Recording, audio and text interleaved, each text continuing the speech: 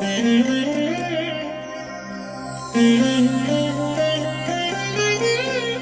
దినం పరము నుండి దిగివచ్చు మాట.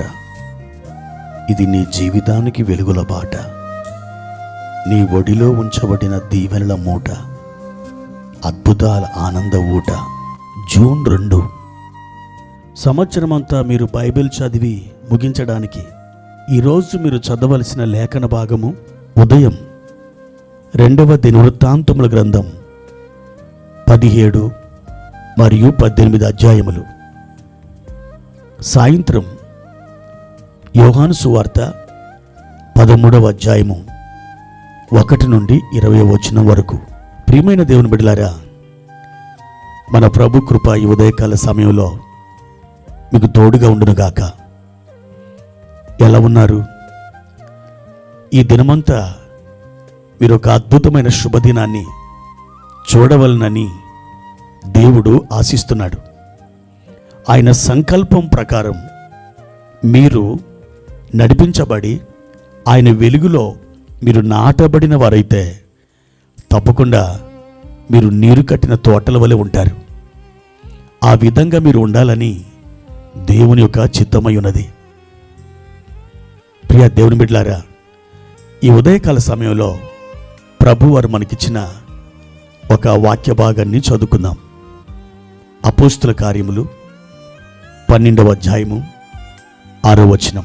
హేరోదు అతనిని వెలుపలికి తీసుకొని రావాలనని ఉండగా ఆ రాత్రియే పేతురు 2 సంకెళ్లతో బంధింపబడి 2 సైనికుల మధ్య నిద్రించుచుండెను.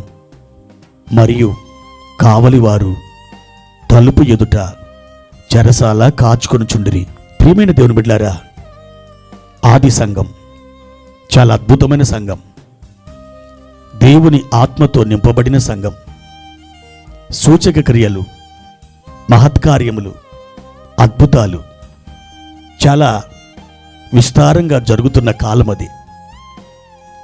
దేవుడు ఒకవైపు పనిచేస్తున్నప్పుడు అపవాది ఇంకొక వైపు నుండి పనిచేసుకుంటూ వస్తాడు. కానీ అపవాది ఎంతగా పనిచేసినా, వాడు ఎంతగా రెచ్చిపోయినా, వాడు ఎంత మాత్రం విజయాన్ని పొందలేడు.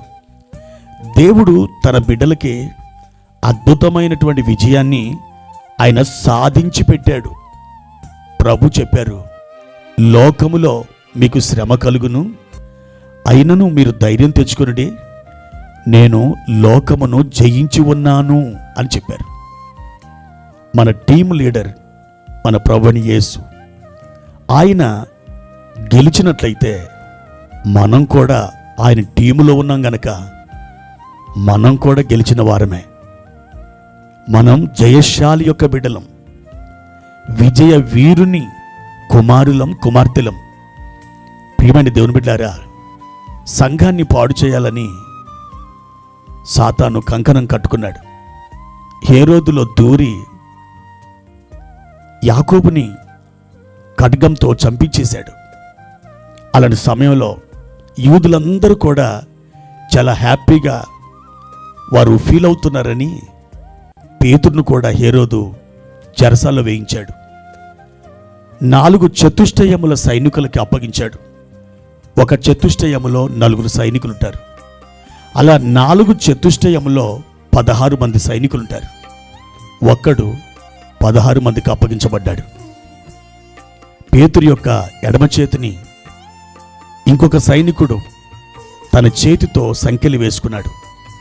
పేతురు యొక్క ఎడమ చేతిని మరొక సైనికుడు ఆ సంకెలి వేసి అతడు కట్టి వేసుకున్నాడు.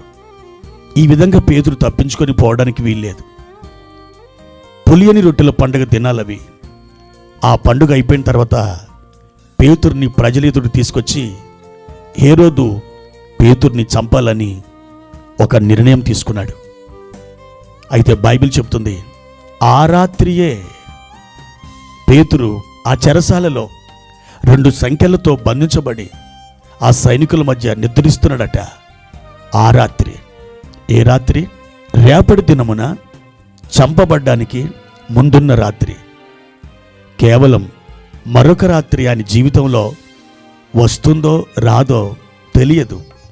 అలాంటి పరిస్థితుల్లో ఉన్నటువంటి పేతురికి ఎలా నిద్ర పట్టింది? అయినా తన సమస్త భారం, తన ప్రాణం, తన ఆత్మ, తన శరీరం దేవునికి అప్పగించాడు. అందువలన అతడు ప్రశాంతంగా నిద్రపోగలిగాడు. ఆ రాత్రి అతడు నిద్రపోతున్నప్పుడు ఏం జరిగిందో తెలుసా? దేవుని దూత అక్కడికి దిగి వచ్చాడు. పేతురుని తట్టాడు. పేతురు లేచాడు. చెప్పులు ధరించుకో అన్నాడు. చెప్పులు ధరించుకున్నాడు. నా వెనకమాల వచ్చేయన్నాడు. పేతురు వెళ్తున్నాడు. ఆ గేట్లు వాటంతట అవి తెరుచుకుంటున్నాయి. నా ప్రియమైన దేవుని బిడ్డారా, ఆ రాత్రి పేతురు ఎంత అద్భుతంగా ఆయన విడిపించబడ్డాడు.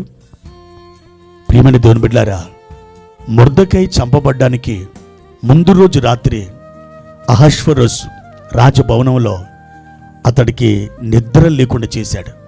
ఆ రాత్రి అది శ్రేష్టమైన రాత్రి, దేవుడు పనిచేస్తున్న రాత్రి. యబ్బోకు రేవు దగ్గర ఆ రాత్రి ఒంటరిగా యాకోబు పోరాడినాడు. అతడు ఇశ్రాయేలుగా మార్చబడ్డాడు. ప్రియ దేవుని బిడ్డలారా, మీ జీవితంలో ఏ విధమైన రాత్రి తటస్థిస్తుందో, సంభవిస్తుందో మీరు భయపడవద్దు. మీ రాత్రిలోకి ఆయన దిగి రాగలడు. మీ రాత్రిలో ఆయన వెలుగునివ్వగలడు. మీకు వెలుగుని ప్రసాదించడమే కాదు, ఈ రాత్రి మీరు పొందిన ఆ శ్రమ అనుభవములో దానికి తగిన ప్రతిఫలం, బహుమానాన్ని ఆయన మీకు దయచేయగలడు. అవును, నిరీక్షణతో ప్రార్థించండి. ఆయన వైపు కనిపెట్టండి. అద్భుతమైన దీవెనలు మీరు పొందుకుంటారు. శత్రువు పారిపోతాడు. విజయం మీ సొంతమవుతుంది. నిశ్చయముగా దేవుడు మీ తల పైకెత్తుతాడు. ఆయన ఉన్నతమైన కృపలో మిమ్మల్ని నడవజేస్తాడు. ఈ రోజున అటువంటి ఒక శుభదాయకమైనటువంటి కృపను ఆయన మీకు ఇవ్వాలని ఆశిస్తున్నాడు. మీ రాత్రి ఒక వెలుగుగా మారునుగాక. ప్రార్థన. ప్రియమైన తండ్రి, ఈ ఉదయకాల సమయంలో మీరు మాకు దయచేసిన అద్భుతమైన కృపను బట్టి వందనాలు. ఏ రాత్రి పేతురు మరణపు ఆలోచనలు కలిగి మరుసటి దినాన మరణం కొరకు ఎదురు చూడవలసిన ఆ గడియ సంభవించిందో, ఆ రాత్రి ఆ చివరి క్షణం ఆసనమైనప్పుడు మీ దూతను పంపి పేతుర్ని అద్భుతంగా విడిపించారు.